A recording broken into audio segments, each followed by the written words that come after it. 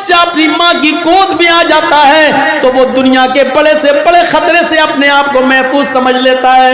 قرآن یہی فرما رہا ہے، لوگوں نماز یہ ماں کی گود ہے، تمہارے لیے بڑے سے بڑے خطرے جب تمہارے سامنے آئیں، بڑی سے بڑی مصیبتیں جب تمہارے سامنے آئیں، بڑے سے بڑے خوفناک مرحلے جب تمہارے سامنے آئیں تو تم نماز کی آغوش میں آ جاؤ، نماز کی گود میں آ جاؤ۔ جب تم مسجد میں آ جاؤ گے، نماز کی آغوش میں آ جاؤ گے تو تم اس خطرے سے محفوظ ہو گئے۔ نماز اپنے نمازی کو اپنی گود میں ایسے لے لیتی ہے جیسے ماں اپنی گود میں اپنے بچے کو لے لیتی ہے، جیسے بچہ ماں کی گود میں آ کر اپنے آپ کو محفوظ سمجھ لیتا ہے، ایسے ہی نمازی نماز کے اندر اپنے آپ کو محفوظ سمجھ لیتا ہے۔ ایک صحابی ہیں، جنگ ہو رہی ہے،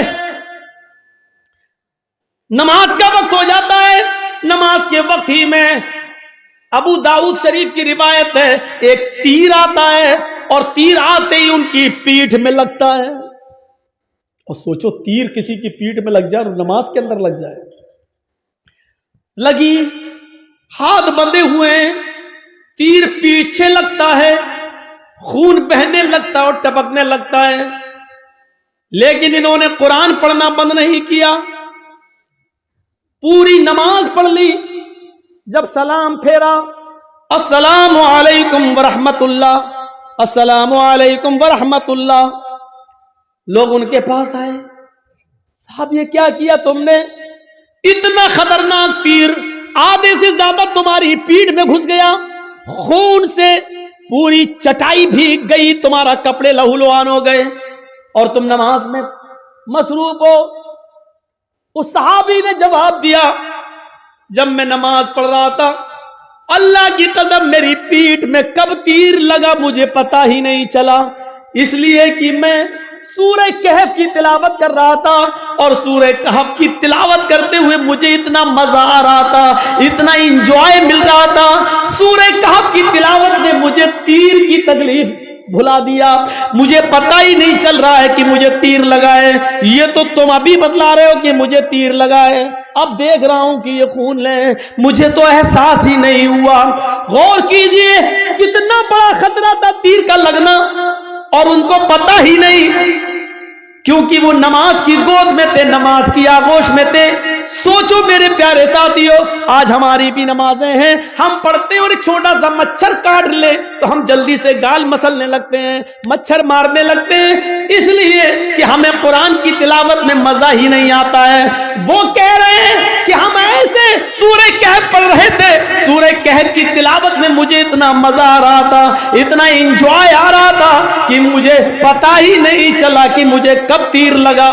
یا ایھا الذین آمنوا استعینوا بالصبر والصلاۃ، ایمانو والو تم صبر اور نماز کے ذریعے اللہ سے مدد مانگو، صبر اور نماز کے ذریعے اللہ سے مدد مانگو، صبر اور نماز کے ذریعے صبر کرو اور نماز آغوش میں آ جاؤ نماز کے،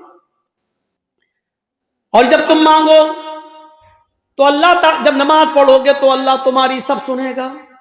ہاں ایسا بھی ہو سکتا ہے کہ نماز کے بعد تم کچھ مانگ رہے ہو اور اللہ نہیں دے رہا، یہ ہو سکتا ہے، تو اس میں گھبرانا نہیں چاہیے۔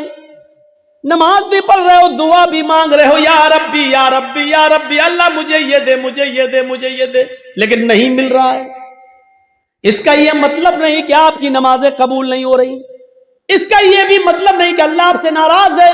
کبھی ایسا مت سوچنا، نہیں دے رہا ہے تو وہ جانتا ہے کہ کیوں نہیں دے رہا ہے،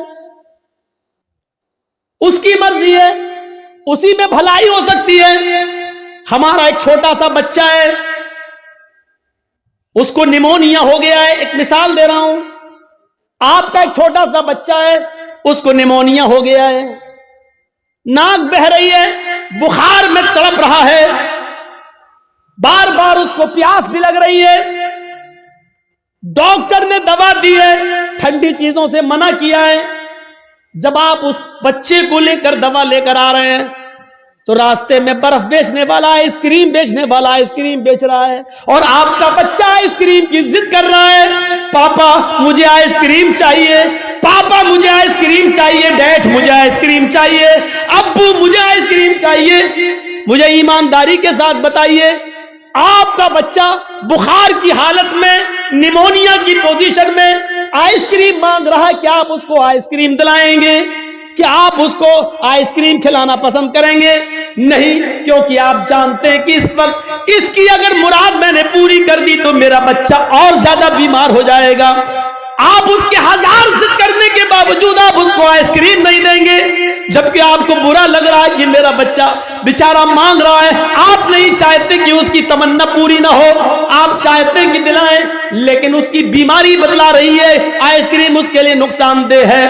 آپ باپ ہوتے ہوئے بھی اپنے بچے کو آئس کریم نہیں دلائیں گے، کیونکہ یہ آپ جانتے ہیں کہ میرے بچے کے لیے کیا اچھا ہے کیا برا ہے۔ آپ کہیے اللہ مجھے یہ دے، مجھے یہ دے، مجھے یہ دے، اور نہیں مل رہا ہے تو ناراض مت ہوئیے، کیونکہ آپ کا رب جانتا ہے آپ کو کیا دینا ہے اور کیا نہیں دینا ہے۔ وہ کیوں نہیں دے رہا ہے آپ کو، اس پہ اللہ تعالیٰ سے شکوہ مت کریے، شکایت مت کیجیے۔ ہو سکتا ہے اس کا نہ دینے میں ہی بھلائی ہو جو چیز آپ مانگ رہے ہوں۔ ایک بادشاہ اعلان کرتا ہے، آؤ میری رعایا، میری پبلک جو مجھ سے مانگے گی، منہ مانگے میں اس کو دوں گا۔ ساری کی ساری پبلک ایک میدان میں جمع ہو جاتی ہے اور بادشاہ جو پبلک مانگتی جا رہی ہے بادشاہ دیتا جا رہا ہے۔ ایک بڑھیا ایک کھچر پہ بیٹھ کے آئی، کھچر گدھے کی طرح ہوتا ہے، کھچر پہ بیٹھ کے آئی۔ بادشاہ نے کہا بڑھیا تیرا بیٹا ہے؟ کہا نہیں۔ پتی ہے؟ کہا نہیں۔ کوئی نہیں ہے؟ کہا نہیں۔ آئے میرے وزیر، اس بڑھیا کو 100 دینار دے دو، 100 سونے کی اشرفیاں دے دو۔ بڑھیا کہنے لگی نہیں، آپ بے انصافی کر رہے ہیں، سب سے پوچھ رہے ہیں کہ بتاؤ کیا مانگتے ہو، اور جو جو مانگ رہا اس کو آپ دیتے جا رہے ہیں، اور مجھ سے کہہ رہے ہیں کہ اس کو 100 اشرفی دے دو سونے کی۔ نہیں، مجھے بھی منہ مانگے انعام چاہیے۔ بادشاہ نے کہا بتا تجھے کیا چاہیے؟ اس نے کہا جو کھچر میں لے کے آئی ہوں اس کی اوپر اتنا سونا لاد دو کہ یہ آسانی سے لے کر میرے گھر تک پہنچ جائیں۔ اس کھچر کے وزن کے برابر سونا۔ بادشاہ نے کہا دیکھو یہ تم غلط کر رہی ہو۔ کیا جواب دیا اس بڑھیا نے؟ آپ نے سب کی مرادیں پوری کی، میری بھی کرو۔ پبلک کہنے لگی ہاں بادشاہ سلامت، آپ کی بے انصافی، آپ غلط کر رہے ہیں، سب کو منہ مانگے دے رہے ہیں، تو اس بڑھیا نے بھی جو مانگا اس کو دو۔ بادشاہ نے کہا جاؤ سونا لے کر آؤ اور اس کے کھچر پر لاد دو۔ سونا لاد کر کھچر پر لے کر بڑھیا چلی گئی گھر۔ گاؤں کے لوگوں کو پتا چلا، او سنو بہت سا مال آیا، سونا ملا ہے بڈھی کو۔ گھر کمزور تھا، رات میں نقب لگایا، 2-3 چور اندر گھسے۔ بڑھیا میں طاقت ہی کتنے تھی، ایک نے پیر پکڑا، ایک نے گردن دبا دی، پکڑا ختم۔ 1 منٹ بھی نہیں لگا، بڑھیا گئی اور سارا سونا وہ لے کر بھاگ گئی۔ صبح ہنگامہ ہو گیا، بڑھیا ماری گئی، سونا چلا گیا۔ بادشاہ نے ساری رعایا کو پھر بلایا، کہا لوگوں کیا ہوا؟ کہا بڑھیا ماری گئی، سونا غائب۔ کہا دیکھو میں جانتا تھا، اسی لیے اس کو 100 اشرفیاں دے رہا تھا، میں جانتا تھا کہ اس بڈھی کو لالچ ہے، اتنا سونے کا کرے گی کیا، نہ اتنا کھا پائے گی، اس کی زندگی میں اب زیادہ دن بھی تو نہیں رہ گئے، لیکن اس کے لالچ نے اس کو مار دیا، اسی لیے میں اس کو 100 سونے کی اشرفیاں دے رہا تھا، لیکن آپ لوگوں نے میری مخالفت کی۔ دیکھو مجھے معلوم تھا بڑھیا اتنا سونا نہیں سنبھال سکے گی، اس لیے ماری گئی۔ ایک معمولی بات سے یہ کہہ رہا ہے کہ کتنا اس بڑھیا کو ملنا چاہیے میں جانتا ہوں، اور کیا نہیں ملنا چاہیے میں جانتا ہوں۔ تو جو لوگ اللہ سے دعائیں مانگتے مجھے یہ دے دے، مجھے یہ دے دے، لیکن نہیں مل رہا ہے، اس کا رب جانتا ہے کہ کیا دینا چاہیے کیا نہیں دینا چاہیے، کتنا دینا چاہیے اور کتنا نہیں دینا چاہیے، یہ اس کو معلوم ہے، اس لیے اس نے جتنا دیا ہے اسی پر راضی رہو، اسی پر خوش رہو۔ زیادہ مانگ تباہی اور بربادی کا باعث بھی بن جاتا ہے۔ کل میں نے بتایا تھا اللہ کے نبی نے جب جنت میں جھانک کر دیکھا تو جنت میں سب سے زیادہ غریب، فقیر اور مسکینوں کو دیکھا، اور جہنم میں جھانک کر دیکھا تو سب سے زیادہ عورتوں کو دیکھا۔ میرے بھائیوں اندازہ لگائیے، یا ایھا الذین آمنوا استعینوا بالصبر والصلاۃ، نماز ایک ماں کی طرح ہے۔ جس طرح بچہ ماں کی گود میں آ جاتا ہے تو اپنے آپ کو محفوظ سمجھتا ہے، ایسی بڑی سے بڑی مصیبتیں جب ہمارے اور آپ کی اوپر آئیں تو ہم نماز میں مصروف ہو جائیں۔ یقین نہیں آتا تو سنو، ابراہیم علیہ السلام اپنی بیوی سارہ کے ساتھ، سارہ ہاجرہ تو دوسری ہیں، سارہ پہلے تھی، پہلی بیوی کون ہے؟ سارہ۔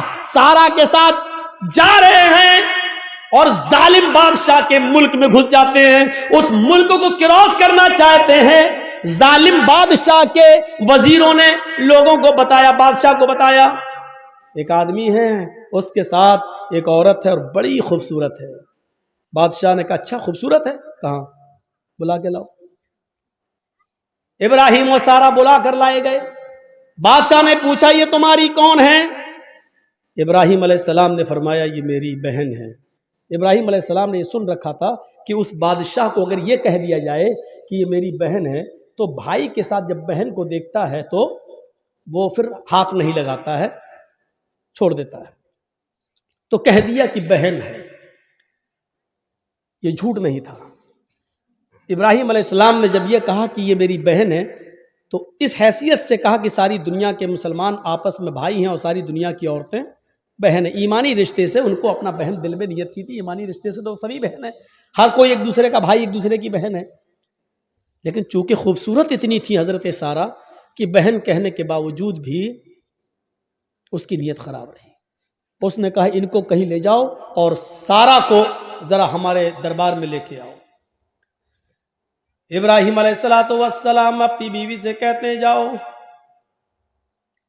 ابراہیم علیہ السلام کو ایک جگہ روک دیا جاتا ہے، سارہ کو اکیلے لے جایا جا رہا ہے، اور جب بادشاہ کے خلوت میں، بادشاہ کی تنہائی میں سارہ کو کر دیا جاتا ہے تو بادشاہ نے سارہ نے دعا مانگی، الہ العالمین میں اپنے شوہر ابراہیم کی امانت ہوں اور آج تک میں نے تیرے دین کی کبھی مخالفت نہیں کی ہے، اے اللہ اس ظالم بادشاہ سے میری عزت و آبرو کی حفاظت فرما۔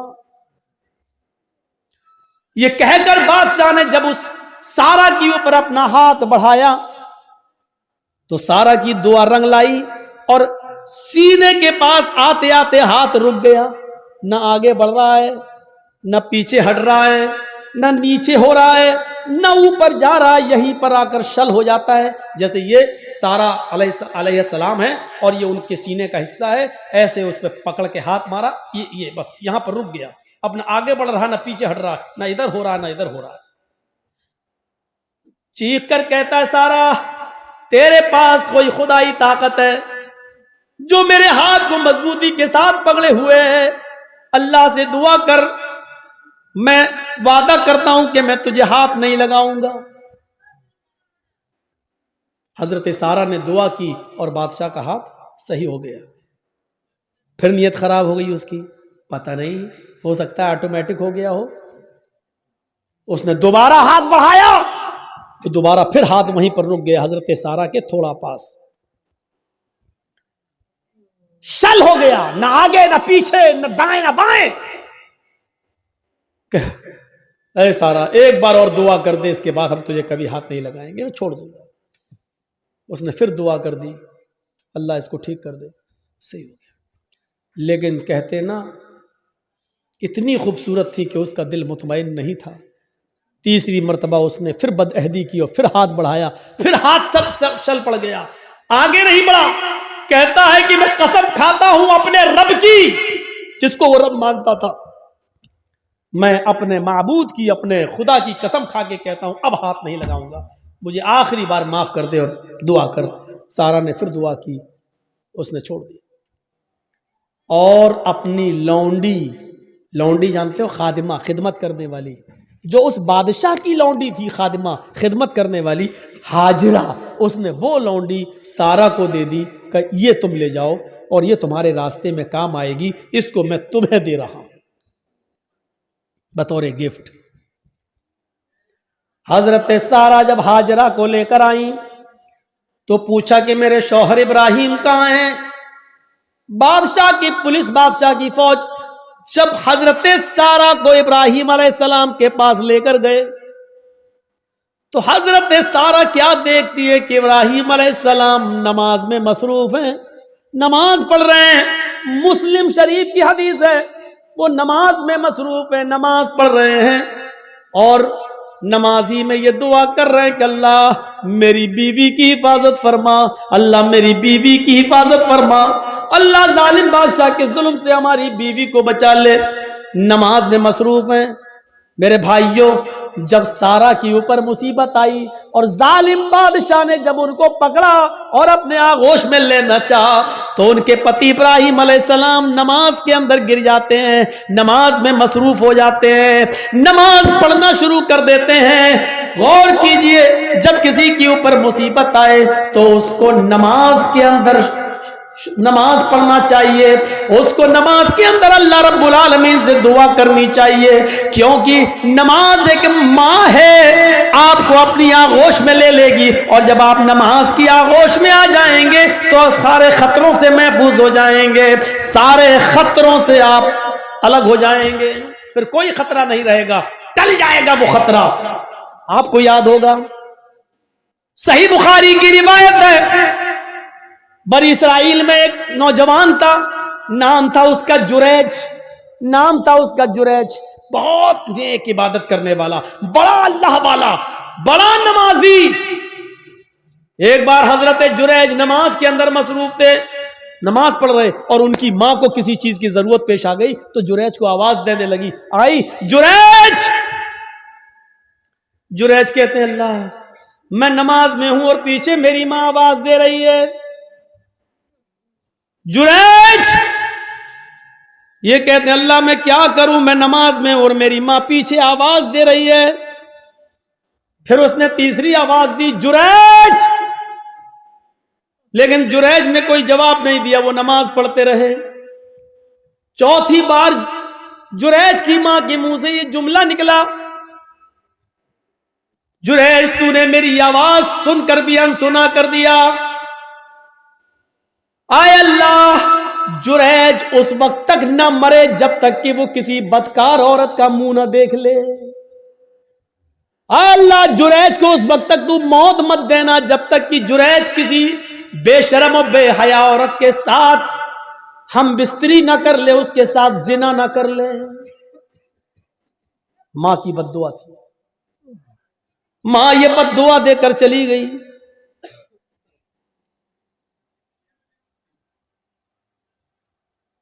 پھر کیا ہوتا ہے، 2-4-5 دن کے بعد ایک عورت جریج کے معبد میں جہاں وہ عبادت کرتے تھے اسی میں حجرہ تھا، اسی حجرے میں خوبصورت عورت آتی ہے اور جریج سے کہتی ہے جریج ادنو منی، آؤ میرے قریب آؤ اور مجھ سے زنا کرو. جریج نے کہا اللہ کی پناہ، میں ایسا غلط کام نہیں کر سکتا، میں اللہ کا نیک بندہ ہوں، اس کی عبادت میں اپنی زندگی گزار رہا ہوں، چلو جاؤ یہاں سے ہٹو، یہ غلط کام مجھ سے نہیں ہوگا. جریج نے اس عورت کو بھگا دیا. وہ عورت پریشان تھی، سیدھے جنگل میں جاتی ہے اور وہاں بکریاں چرانے والے ایک چرواہے کے ساتھ وہ زنا کر لیتی ہے، شکار ہو جاتی ہے زنا کا. 9 مہینے 10 مہینے گزر جاتے ہیں. 9 مہینے کے بعد اس عورت کے بچہ پیدا ہوتا ہے، حمل ٹھہر گیا تھا.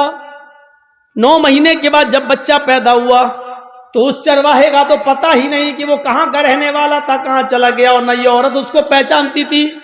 بس جنون تھا اس کو کسی سے ملنے کا، مل لیا. وہ یہ جریج نہیں ملا تو جنگل کے چرواہے کے پاس چلی گئی، لیکن چرواہے کا پتہ نہیں. 9 مہینے سے اس کے گھر میں جب بچہ پیدا ہوتا ہے تو پورے گاؤں والے اس پر بھل پڑے، ہے تیری شادی نہیں ہوئی، بچہ کہاں سے آیا. جب اس کو زیادہ پریشان کیا گیا اور گمبھیرتا سے اس بات کو لی گئی کہ پورا سماج بدنام ہو جائے گا، بتا پہلے یہ بچہ کس کا ہے، تو اس عورت نے جریج کا نام لے دیا. اس عورت نے جریج کا نام لے لیا، کس بچے کا باپ جریج ہے؟ آج کل تو ڈی این اے ٹیسٹ ہو جائے گا، پتا چل جائے گا کس کا بچہ ہے، لیکن اس زمانے میں تو ڈی این اے ٹیسٹ کی کوئی مشینری نہیں تھی، پیتھولوجی اور سائنس نے اتنی ترقی نہیں کی تھی، کوئی پیتھولوجی بھی نہیں تھی۔ پورا گاؤں آیا غصے میں اور دیکھا کہ جریج نماز پڑھ رہا ہوں، پورا نماز سے ان کو کھینچا، ہٹ دیکھ کتنا اللہ والا بنا پھرتا ہے، نماز پڑھ رہا ہے، اور اس کا پورا عبادت خانہ توڑ دیا۔ اب بڑا نالائق آدمی ہے، بڑا کمینہ انسان ہے، اس کا عبادت خانہ توڑ دیا، مارا نہیں، اس کو کھینچ لیا۔ دیکھ کتنا اچھا بنتا ہے، کتنا نیک بنتا ہے، سجدوں پہ سجدے کرتا ہے، رات میں نماز پڑھتا ہے، دن میں نماز پڑھتا، اور کارنامہ دیکھ، گاؤں کی لڑکی کے ساتھ ایسا حال، اس کو ماں بنا دیا، پریگننٹ کر دیا، اس کے پیٹ میں بچہ۔ کس کس کو صفائی دیتے؟ جب عورت یہ کہہ رہی ہے کہ اس بچے کا باپ جریج ہے، تو اب جریج کس کس کو صفائی دیتے؟ نہیں مانتا کوئی ان کی بات۔ جریج سمجھ گئے کہ وہ بچہ کسی اور کا ہے، لیکن اس عورت نے میرا نام لگا دیا، تو بجائے لوگوں کو صفائی دینے کے جریج نے ایک جگہ چٹائی بچھائی، عبادت خانہ تو توڑ دیا، جریج نے ایک جگہ چٹائی بچھائی اور اسی پر وہ نماز پڑھنے میں مصروف ہو گئے، اور نماز کے اندر یہ دعا کرنے لگے، اے اللہ اس کی سچائی اگر سامنے نہ آئی تو دنیا میں پھر کبھی کوئی تیرے نیک بندوں پر بھروسہ نہیں کرے گا، کبھی بھی پھر نیک لوگوں پر اعتبار نہ کیا جائے گا، ہر نیک آدمی پھر بدنام ہو جائے گا۔ اے اللہ میں نماز کے اندر تجھ سے دعا مانگتا ہوں کہ اس کی سچائی ظاہر کر دے۔ نماز پڑھ رہے ہیں، ادھر اللہ تعالیٰ نے اس بچے کو قوت گویائی دی، جو بچہ اس عورت نے پیدا کیا تھا، جو چرواہے کی پیداوار تھا، وہ بچہ زور زور سے کہنے لگا، اے گاؤں والو، اے گاؤں والو، اے سماج والو، میری ماں جھوٹ بول رہی ہے، میں جریج کا بیٹا نہیں ہوں، میرا باپ فلاں جنگل کا فلاں چرواہا ہے جو فلاں فلاں بستی میں رہتا ہے، میری ماں نے اس کے ساتھ زنا کیا تھا، میں اس باپ کی اس چرواہے کی اولاد ہوں، میں جریج کا بیٹا نہیں ہوں، جریج نے میری ماں کے ساتھ کچھ نہیں کیا۔ جب وہ بچہ زور زور سے بولنے لگا، اس بچے کے زور سے بولنے کی وجہ سے لوگوں کو یقین آ گیا کہ اس عورت نے جھوٹا جریج کا نام لیا ہے۔ وہ معافی تلافی کرتے ہوئے آئے اور کہنے لگے، جریج ہمیں معاف کر دو، ہم سونے کا تمہارا معبد عبادت خانہ سونے کا بنا دیں گے، ہمارے پاس اتنا سونا ہے، ہم سونے کا تمہارا عبادت خانہ بنا دیں گے۔ جریج نے کہا نہیں نہیں، جس طرح مٹی کا پہلے بنا ہوا تھا اسی طریقے کا بنا دو، سونے کی عبادت خانے کا ہم کیا کریں گے، ہمیں تو نماز ہی تو پڑھنا ہے، اور کرنا ہی کیا ہے میرے بھائیوں۔ حضرت جریج کے اوپر جب مصیبت آتی ہے، اور اتنی بڑی مصیبت کہ نیک آدمی کے اوپر زنا کا الزام لگ رہا ہے، تو حضرت جریج صفائی پیش نہیں کرتے ہیں، بلکہ نماز کی آغوش میں چلے جاتے ہیں، نماز کے دامن میں چلے جاتے ہیں، نماز پڑھنا شروع کر دیتے ہیں، اور اسی نماز کے اندر دعا مانگ رہے ہیں۔ اللہ نے کہا، یا ایھا الذین آمنوا استعینوا بالصبر والصلاۃ، جب تمہارے اوپر مصیبت آئے تو صبر اور نماز کے ذریعے اللہ سے مدد مانگو۔ جریج نے صبر کیا گاؤں والوں کے عبادت خانہ توڑنے پر، اور نماز کے ذریعے اللہ سے مدد مانگی ہے۔ میرے بھائیوں، نماز بڑی سے بڑی مصیبتوں کو دور کر دیتی ہے۔ نماز جب آپ کے اوپر بہت بڑی کوئی مصیبت آئے تو فوراً وضو بناؤ اور نماز کی آغوش میں چلے جاؤ۔ 313 صحابہ، 1000 کا لشکر کافروں کا جنگ بدر میں، اللہ کے نبی نے جب یہ کنڈیشن دیکھی تو آپ سمجھ گئے کہ یہ ہتھیاروں سے لیس ہمارے پاس کچھ نہیں، آج کیا ہوگا؟ تو آپ نماز پڑھنے لگے اور سجدے میں یہ دعا کرنے لگے، اللہم لا تہلک ھذی العصابہ ان تہلک ھذی العصابہ لن تعبد بعد اليوم قط۔ اے اللہ، آج اگر یہ مٹھی بھر جماعت ہلاک ہو گئی، آج یہ 313 صحابہ اگر مٹ گئے، ہلاک ہو گئے، تو اس روئے زمین کے اوپر پھر کبھی تیری عبادت نہ ہو سکے گی، اس روئے زمین کے اوپر پھر کبھی کوئی تیرا نام لینے والا نہ ہوگا۔ اے اللہ، ان 313 صحابہ کی حفاظت فرما، یہ 1000 کافروں کا لشکر ہے، دیکھیے نبی پر مصیبت آئی، 1000 کا لشکر ہے جو صحابہ کو مارنا چاہتا ہے، جب یہ مصیبت آئی تو نبی نے نماز پڑھنا شروع کر دی، اور نماز ہی کی حالت میں آپ یہ دعا کر رہے ہیں، اے اللہ اگر آج یہ 313 مٹ گئے، برباد ہو گئے، لن تعبد بعد اليوم، تو آج کے بعد کبھی تیری عبادت نہ ہو سکے گی، کبھی تیرا نام نہیں لیا جائے گا۔ اور آپ دیکھ لیجئے میرے بھائیوں، جتنے لوگوں کو اللہ کے نبی کے زمانے میں صحابہ کرام کو پھانسی پر لٹکایا گیا یا ان سے کہا گیا کہ تمہاری گردن کاٹی جائے گی، اڑائی، بتاؤ آخری تمنا کیا ہے؟ تو ان لوگوں نے آخری تمنا جب بتائی تو یہ نہیں کہا مجھے میری ماں سے ملوا دو، یہ نہیں کہا مجھے میرے باپ سے ملوا دو، یہ نہیں کہا مجھے میرے بیوی سے یا بیٹے سے ملوا دو۔ جب ان سے پوچھا جاتا تمہاری آخری تمنا کیا ہے تو وہ کہتے ہیں مجھے 2 رکعت نماز پڑھنے کی مہلت دے دو، مجھے 2 رکعت نماز پڑھنے کا موقع دے دو بس۔ اور وہ ہلکی نماز پڑھتے 2 رکعت تاکہ دشمن یہ نہ سمجھے کہ میں لمبی نماز اس لیے پڑھ رہا ہوں تاکہ موت سے بچ جاؤں یا موت کے ڈر سے میں لمبا کر رہا ہوں۔ وہ چھوٹی چھوٹی وہ ہلکی ہلکی نماز پڑھ لیا کرتے تھے۔ نماز مصیبتوں کو اور پریشانیوں کو دور کرتی ہے میرے بھائیوں۔ جب آپ کے پاس کوئی مصیبت کوئی پریشانی آئے فوراً نماز کی آغوش میں چلے جاؤ، اور نماز کے بعد یا نماز میں دعا مانگو اللہ تعالیٰ سے کہ بار الہ تو ہماری خطاؤں کو معاف فرما دے، بار الہ اس مصیبت کو تو ہمارے اوپر سے ہٹا دے اور دور کر دے۔ میرے بھائیوں نماز انسان کے لیے ویسے ہی ہے جیسے ماں کی گود بچے کے لیے ہے۔ بچہ جب ڈرتا ہے تو ماں کی گود میں آتا ہے تو اپنے آپ کو محفوظ سمجھتا ہے، آپ جب نماز پڑھیں گے تو اپنے آپ کو محفوظ سمجھیں گے۔ 1:10 ہو گیا ہے، مجھے نکلنا ہے، جو ٹرین مجھے پکڑنی تھی وہ آج کینسل ہو گئی ہے۔